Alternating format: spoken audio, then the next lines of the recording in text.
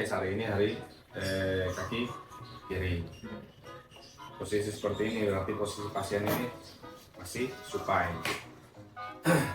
Setelah bius, pasien diposisikan posisi lateralisasi. Posisi lateralisasi, kaki mana yang dioperasi, posisinya di atas. Posisi bipolar itu ada dua, ada posisi supine, ada posisi lateral. Ini yang kaki yang dioperasi posisinya di atas. Umpama ini pasien sudah dibius, ya, pasien sudah dibius, pasiennya diposisikan dilateralisasi, otomatis posisi pasien kurang lebih seperti ini. Balik lagi, ini kaki kiri, karena posisi pasien tidur, femurnya itu di posisi lateral. Ini kaki kiri, ini kaki kiri. Setelah diposisikan, amping-amping dipasang, amping belakang dipasang di lumbal 34, lumbal 34, kurang lebih di lumbal 34. Nah, belakang, amping depan adanya di os pubis. Os pubis itu apa? Tulang kemaluan. Nggak boleh di abdomen karena itu bisa menekan ke abdomen. Ya, satu bisa menekan abdomen, bisa ganggu posisi pasiennya, anestesi pasti terganggu kalau misalkan dipasang di abdomen. Takutnya kalau misalkan pasangnya terlalu kencang bisa jadi cedera abdomen, internal bleeding atau robek atau gimana dalam, kita nggak tahu. Yang kedua, posisi kalau misalkan amping-amping itu dipasang tidak di os pubis, nah itu buat nahan pada saat reposisi atau manuver, itu pegangan amping-amping itu tidak kuat karena abdomen itu bisa naik turun. Ya, kalau megangnya langsung di tulang os pubis, itu megang langsung tulang itu megangnya kaku kuat. Jadi mau dimanuver, ditraksi, pasien tidak akan berubah. Itu posisi pasien sekilas. Terus setelah posisi pasien seperti ini posisi belum di insisi. Ya, posisi belum di insisi seperti ini. Kemudian biasanya user itu akan gambar.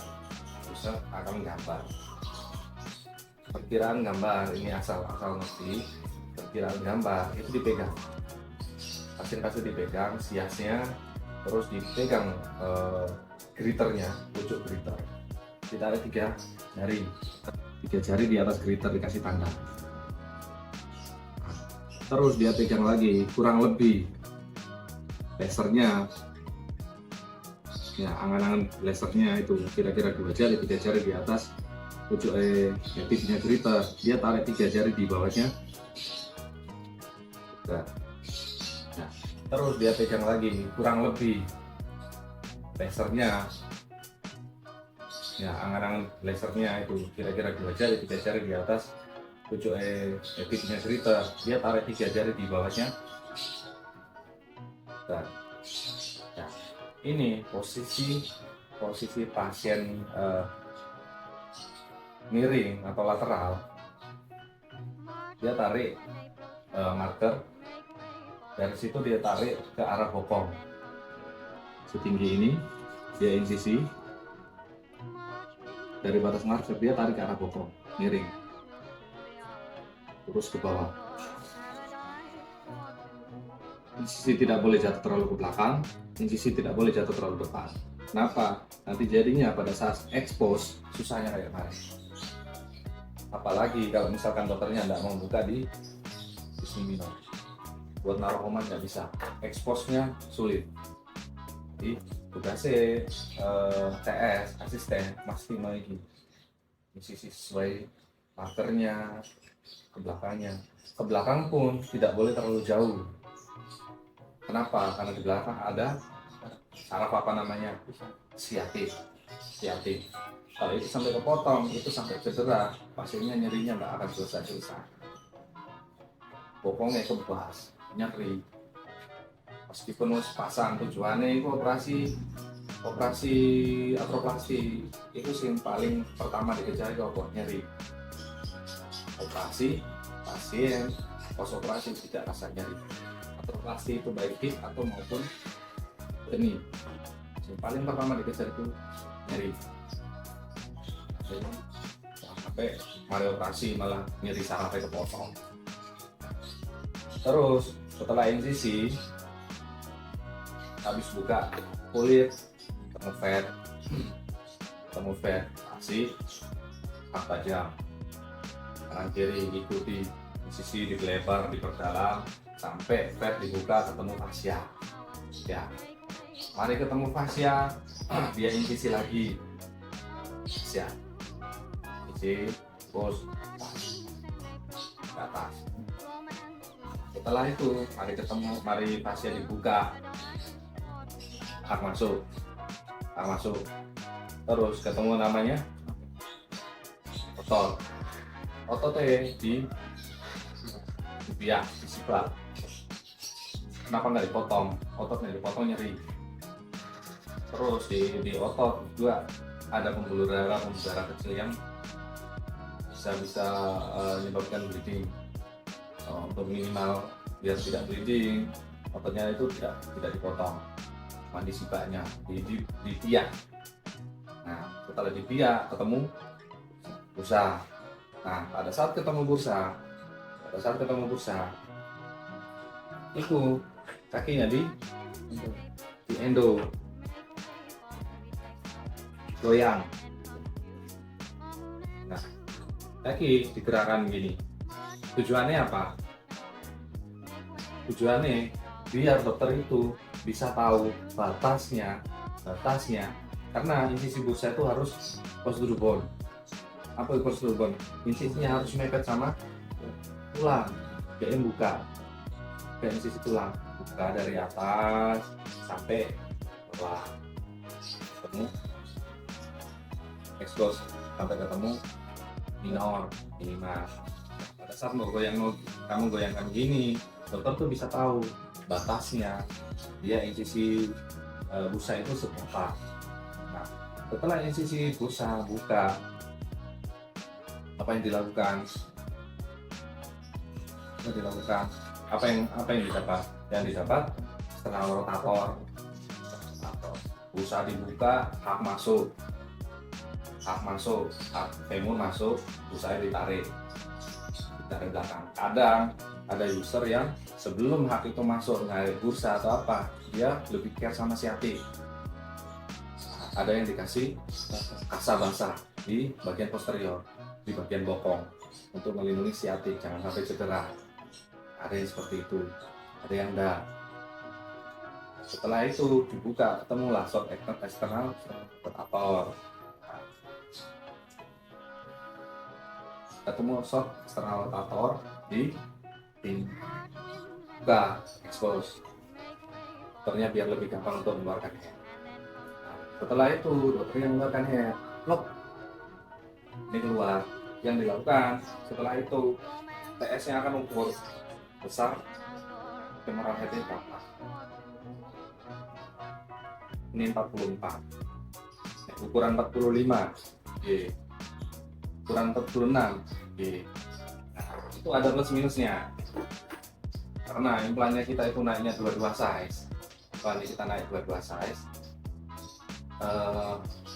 Kalau mau dinaikkan atau mau diturunkan, misalkan dia dapat size 45. Kalau mau diturunkan 44 atau naik jadi 46, itu masing-masing ada risiko. Satu, kalau misalkan naik lebih besar, otomatis dia pasti duduknya ke acetabulum itu tidak bisa duduk penuh, tengahnya itu pasti tidak nempel. Risiko bisa patah, risiko iso dislok keluar dari acetabulum. Kalau turun otomatis besarnya itu akan lebih kecil daripada mangkoknya. Jatuhnya nyeri, jatuhnya bisa jatuh ke nyeri. Terus oblak. Nah, oblak karena dia duduknya walaupun dia maksudnya full, tapi duduknya lebih banyak akan di sisi medial, sisi tengah. Oh, enggak. Nah, sedangkan di sisi samping itu dia tidak bisa ngisi full karena jatuhnya lebih kecil. Pasiennya pasti lebih akan lebih bisa menyebabkan nyeri. Nah, itu sekilas kapan TS itu memutuskan untuk naikkan size atau turunkan size. Pertimbangan itu harus dipikir sama TS. Dokternya enggak. Dokternya manut apa dari TS? TS yang bujuk papat limo kayak papat itu ya menengah air kayak papat pokok nangannya pas pemasangan, ketawanya pas pemasangan lo kok lebih besar, lo ini kok lebih kecil. Itu sekilas kapan mutusin dan resiko apa yang ditanggung kalau misalkan abses atau abses. Setelah itu ekstraksi luar, tentukan size. Beberapa orang itu dia akan kasih trial head, disiapkan trial head, kemudian dokternya dikasih cover besar untuk apa? Sisa ligamen teres dijepit, tak kiri kanan diperhatikan, dibuka, diekspos. Sekiranya acetabulum itu terekspos semua, sisi dalam tengah-tengah acetabulum ligamen teres itu kelihatan. Koker, ligamen teres dijepit koker, dokter bisa dikasih diatermi, bisa dikasih mesh panjang atau bisa dikasih execom. Teres diambil semua, kemudian dikasih trial untuk lihat benar apa enggak ukuran untuk kaliper size femoral head tadi. Kalau size sudah ketemu, kita belum akan dikasih kasabetadin. Nah, dikasih kasabetadin tujuannya nanti pada saat preparasi femur itu kotoran atau serpihan tulang pecah atau patahnya itu tidak masuk ke acetabulum. Setelah dikasih kasabetadin, kita geser ke preparasi femur. Preparasi femur, posisi kaki balik lagi 45 derajat, jatuh ke arah depannya pasien. Pasien posisi lateral seperti ini, berarti kakinya jatuh ke bawah. Ini. Nah, posisi 45 atau 90 derajat dilihat dari mana? Dilihat dari sumbu tubuh pasien, tulang belakang dari atas sampai kaki, katakanlah sampai kaki, taruhlah itu 180 derajat. Ya, 180 derajat. 180 derajat dibagi dua, sumbunya ada di sini. Sumbunya katakan di sini. Kenapa? Karena ini porosnya. Yang kamu jadikan poros untuk patokan sumbunya itu ada di sini. Nah, kalau katakan ini dari atas sampai bawah itu 180, berarti ini kalau dibagi dua jatuhnya 90. Ya, jatuhnya 90 derajat. 45 derajat jatuhnya tengah-tengah. Tapi kurang lebih posisi kakimu jatuh ke depan itu seperti ini. Ya. Ini 90. Kurang lebih 45 derajat jatuhnya seperti ini. Sudut 90 derajat diambil tengah-tengah, kurang lebih seperti itu. Balik lagi, tujuan operasi itu adalah satu. Yang paling pertama adalah menghilangkan nyeri yang diderita pasien.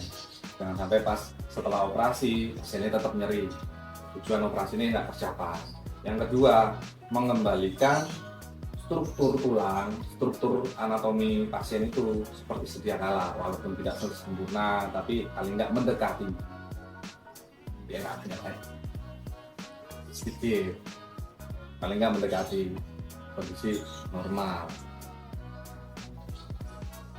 Karena posisinya 45 derajat, di saat tersebut masuk, nah penentuan derajat intervensi itu normalnya 15-20 derajat, kurang lebih.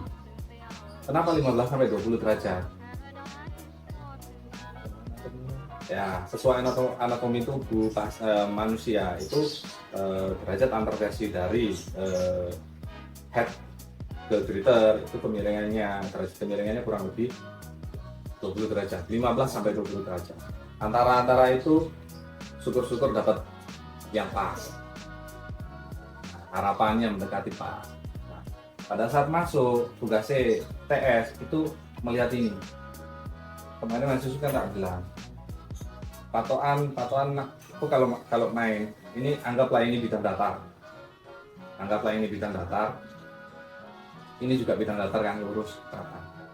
Nah, kata kalau tak kasih 20 derajat angan-angan di perkiraan aja, kemiringan dari chisel box ke bidang datar sini ke tulang sini kurang lebih 20 derajat itu seberapa.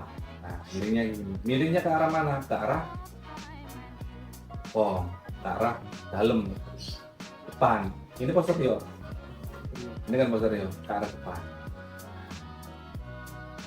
Antarversi itu terbentuk dari sudut kemiringan yang diatur di sini. Kurang lebih 20 derajat antara ini bidang datar 20 derajat itu kurang lebih, kalau ini 0, ini 5, 10, 15, 20 kurang lebih sama ini.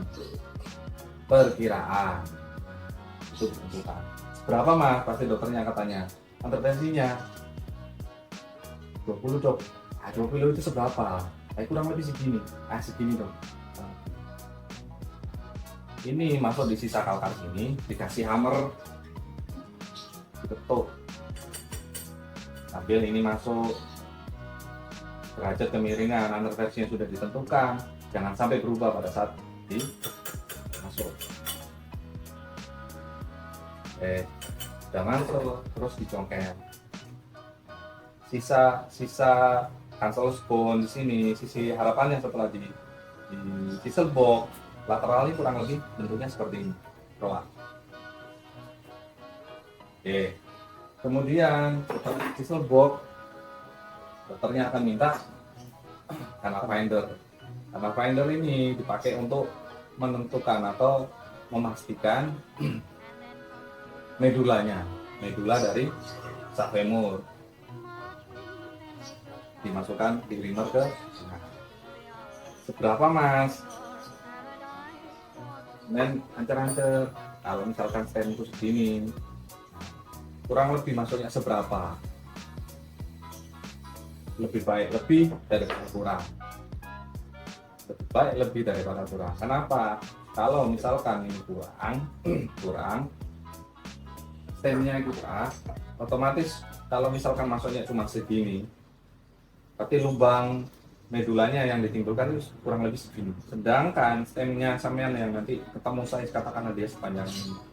Sisa cancellous yang ada di sini karena diketok, dipaksa ini masuk untuk duduk ke bidang atau sedalam ini, otomatis cancellous yang ada di dalam bones ini itu dipadatkan, dipaksa untuk madep ke bawah. Resikonya apa? Resikonya ya kalau tulangnya ini benar-benar kuat, korteknya benar-benar tebal. Kalau misalkan korteknya tulangnya nggak terlalu kuat, bisa pecah ambiar di bawah ini. Kenapa? Karena terdesak cancellous bone di dalam yang dipadatkan, ini nggak bisa nahan, pecah. Malah nggak bisa pasang short stem, jatuhnya akan ke long stem. Kalau bisa akomodir stem. Biasanya masuk sampai notok. Pastikan cairan medula, cairan medula itu keluar. Ada minyak dicampur sama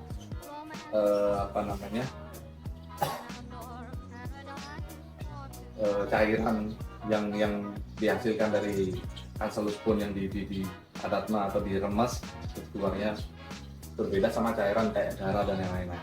Beda.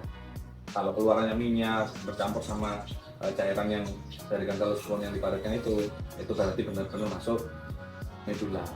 Nek kalau mas belum yakin benar tak ini mas masuk medula, gimana caranya?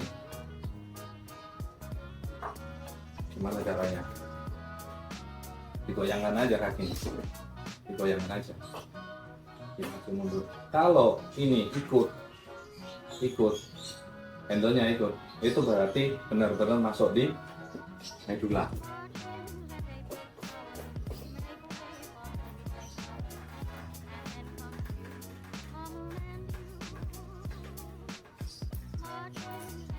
Oke, kemudian setelah kanal fender kita broaching. Kanal fender cukup, ada cukup, ini nggak bisa dibuat tambah. Yang penting medulanya sudah di netral. Kemudian kita broaching, balik lagi. Ini posisi kaki masih 45 derajat. Settingan awal tanpa intervensi tambahan di bawah. Yang perlu diperhatikan sama pada saat serbo. LSM masuk brocher, intervensinya jangan lupa tambahin. Ya, intervensi sudut kemiringan ini jangan lupa. Ini dari brocher size paling kecil sampai ketemu size-nya. Ketemu size-nya itu maksudnya apa? Sampai benar-benar dapat size yang pakem, yang bisa megang ke kortek. Karena ini kita pasang semenless stem itu syaratnya adalah benar-benar megang ke kortek, benar-benar gigit ke kortek. Kenapa harus gigit ke kortek? Biar tidak rotasi, biar tidak berubah lagi. Kalau misalkan belum ketemu size-nya terus dipasang, otomatis setelah operasi pasti rotasi. Kakinya awalnya diharapkan seperti ini, karena muter meluntir kakinya jadinya gini. Besok jalannya nggak stabil. Oke. Terus pada saat insersi atau brocher, intervensi diperhatikan, tetap masuk, diketuk. Di bagian lutut atau di kondel itu sama kita, tugasnya kita TS itu harus nahan, kasih dorongan dari bawah biar pada saat dipukul sama hammer itu tidak lari. Satu, tidak lari. Terus yang kedua dikasih counter biar maksimal. Dipukul ininya masuk, brochernya masuk. Nah, yang kemarin saya tak jelaskan Mas Yusuf. Nah, itu ini ya. Biasanya kalau sebelum main ya Mas, itu tak pasang dulu,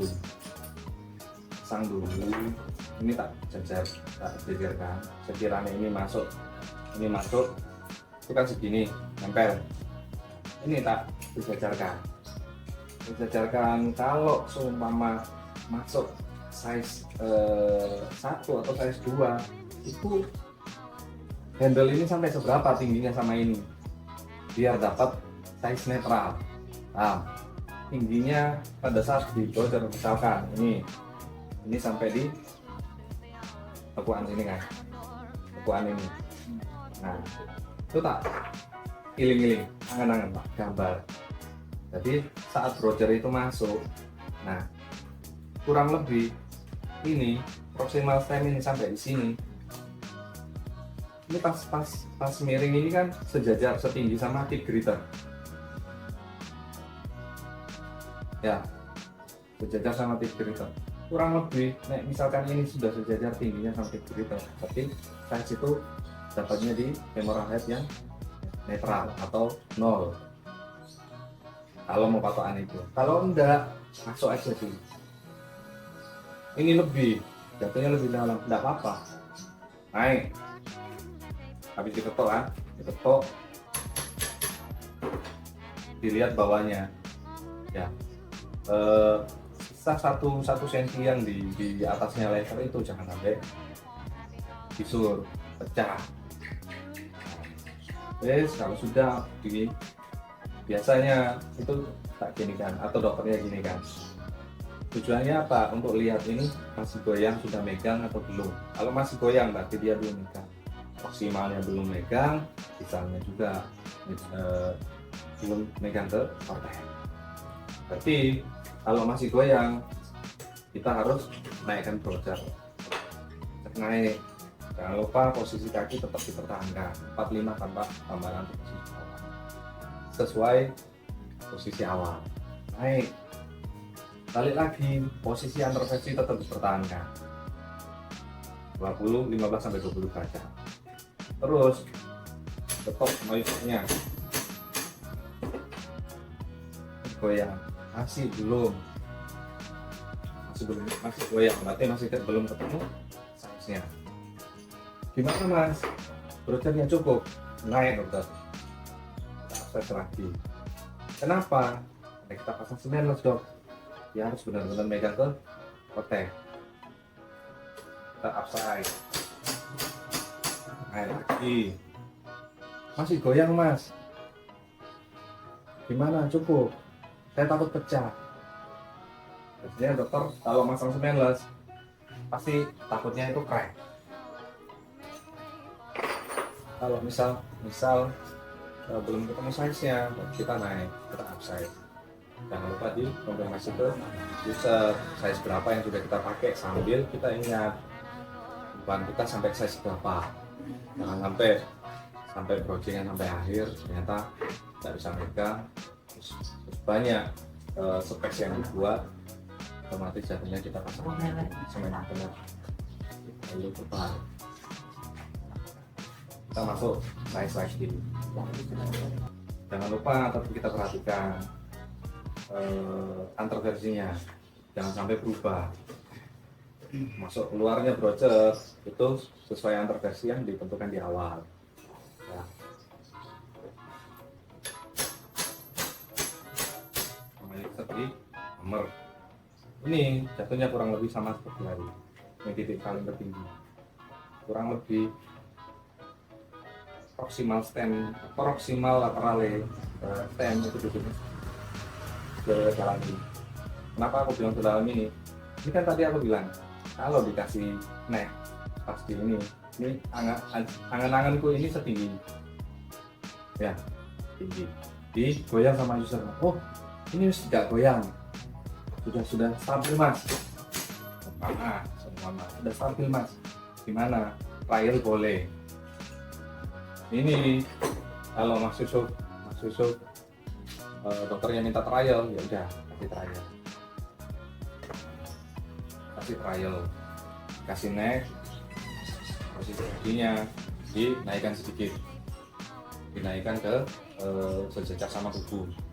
Ini di endo rotasinya ditambahi. Tujuannya biar pada saat pemasangan neck itu dokternya akan lebih dimudahkan. Di sini ada dua cara untuk menentukan pakai tingginya itu seberapa untuk head femurnya. Cara yang dulu itu namanya kita pakai trial. Head yang sudah ditentukan di awal, misalkan ini head 44, kasih netral, dipasang. Jangan lupa kaki naik, lutut dinaikkan sejajar, terus endo rotasinya ditambahi. Tujuannya ini bisa mencungul, bisa menonjol. User akan masang bipolar headnya biar lebih gampang. Kemudian komen semua dilepas, kita reposisi.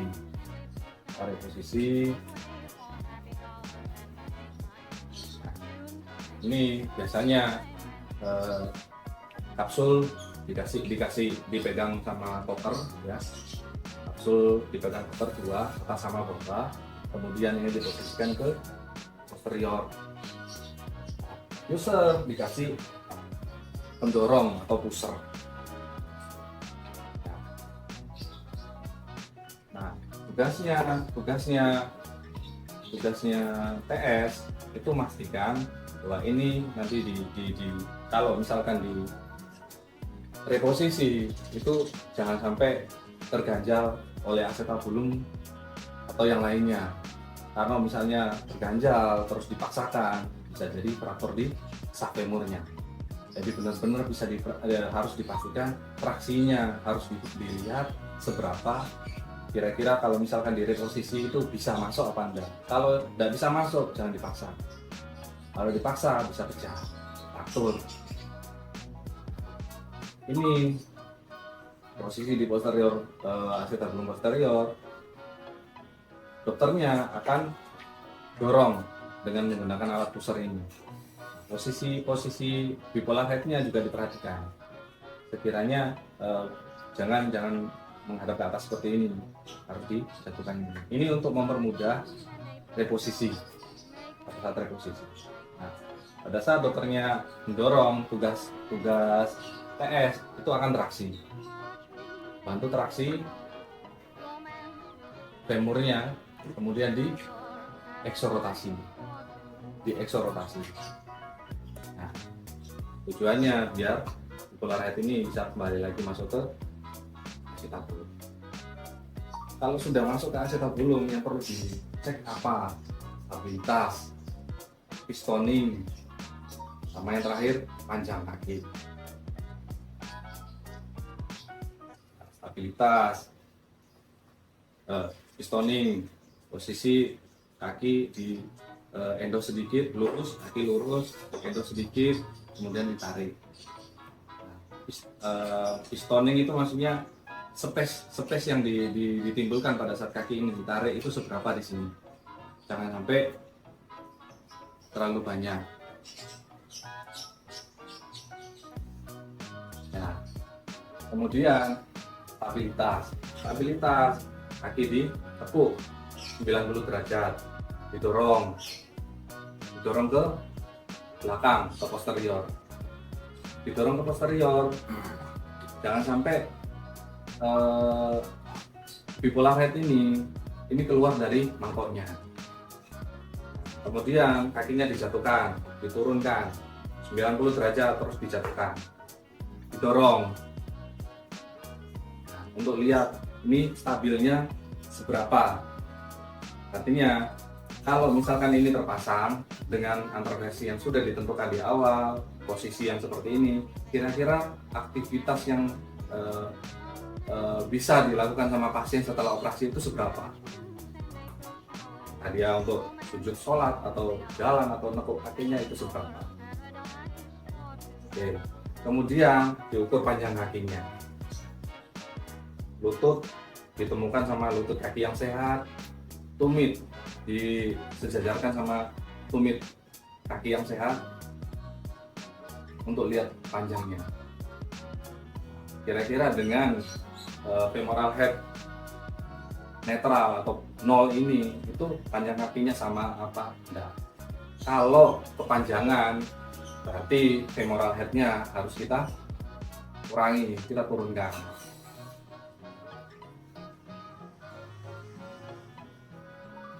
Minus 4 dari 0 kita turunkan.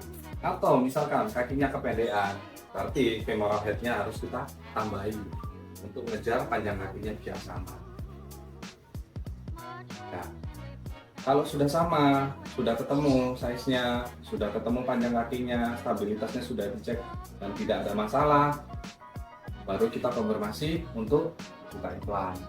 Implan yang dibuka, balik lagi harus kita perhatikan, size-nya harus sama, stem harus benar-benar sama dengan brochure. Bipolar head juga harus sama-sama dengan brochure, juga femoral head-nya. Jangan sampai keliru.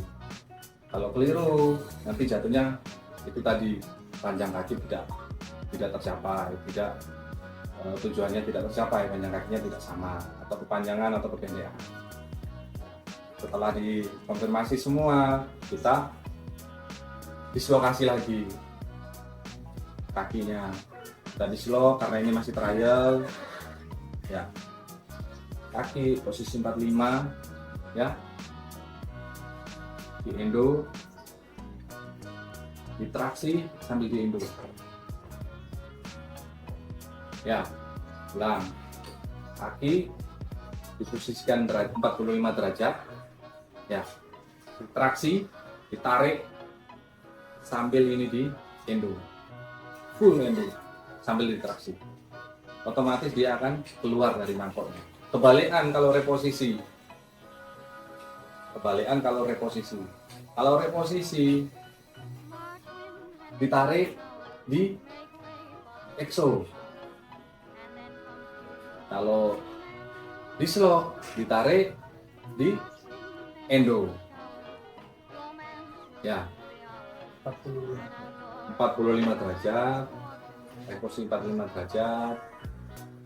Turun sedikit, dijatuhkan sedikit, terus ditraksi sambil di endo untuk di slow.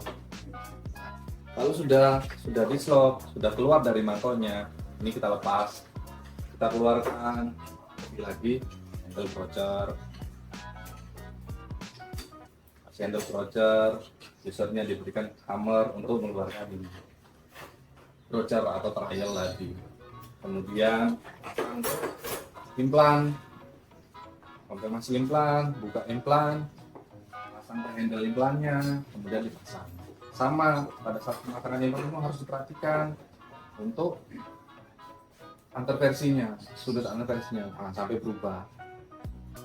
Dari awal sisal box sampai kita brochure sampai dengan pemasangan implan, sudut anterversi jangan pernah sampai berubah. Biar masuk insersi implannya, stemnya, jangan lupa tingginya seberapa masuknya stem, diingatkan jangan sampai terlalu kelebihan masuk atau kurang. Kalau kurang masuk jatuhnya akan lebih panjang, kalau kemasukan jatuhnya akan lebih pendek. Oke, terus setelah pemasangan implan stem, kita cuci ya, acetabulumnya dibersihkan, dicuci bersih. Kenapa tidak dicuci pada saat sebelum pasang stem?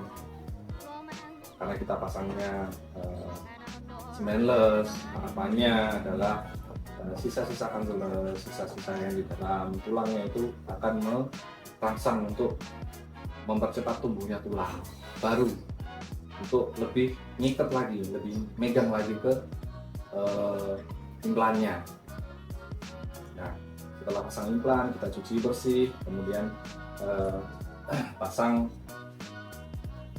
bipolar head, dirangkai dengan femoral headnya sesuai size yang sudah ditentukan di awal, dipasang ke neck. Karena implan sudah jadi satu sama necknya, pasang bipolar head implan, head femoral implan ke neck tip, necknya stem. Kemudian user dikasih pusher, dikasih hammer, kemudian diketuk 3 kali, tok tok tok. Kenapa 3 kali? Biar sah. Setelah diketuk, pastikan ini tidak lepas. Kalau diketuk, biasanya dia akan ngunci, dia tidak akan mudah lepas. Kemudian pastikan sudah terpasang, terkunci, tidak lepas. Kemudian kita kembalikan posisi untuk reposisi. Nah, posisi reposisi, balik lagi posisi, kita pastikan bipolar headnya arahnya ke posterior superior ya, superior. Kemudian sambil ditraksi kita endorotasi supaya head ini balik lagi. Karena tadi kita posisi karena posisi ini kita full endo, posisikan ke belakang, bipolar headnya ke arah belakang posteriornya acetabulum, sambil kita traksi, kita exorotasi.